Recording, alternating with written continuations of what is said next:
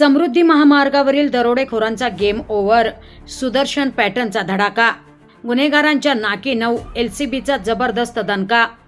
समृद्धी महामार्गावर वाहन चालकांना मारहाण करून लुटणाऱ्या आंतरजिल्हा टोळीचा स्थानिक गुन्हे शाखेने अवघ्या 4च दिवसात पर्दाफाश केलाय.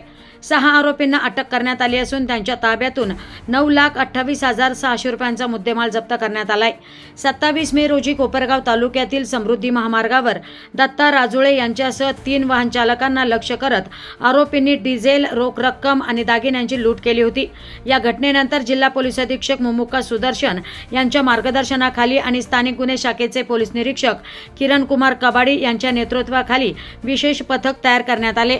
तांत्रिक तपास आणि गुप्त माहितीच्या आधारे निखिल गोरे, विश्वनाथ आव्हाड, ओम खरात, राहुल कोकाटे, साईराज शहाणे यांच्यासह एका विधी संघर्षित बालकाला ताब्यात घेण्यात आले.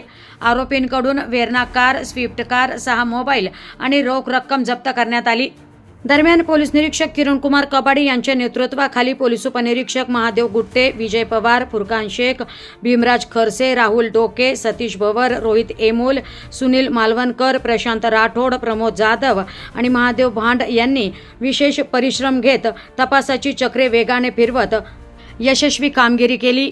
तर अहिल्यानगरमध्ये रुजू झाल्यापासून SP मुमुक्का सुदर्शन यांनी गुन्हेगारांविरोधात आक्रमक मोहीम सुरू केली असून त्यांच्या नेतृत्वाखाली धडक कारवायांची जिल्हाभर चर्चा आहे.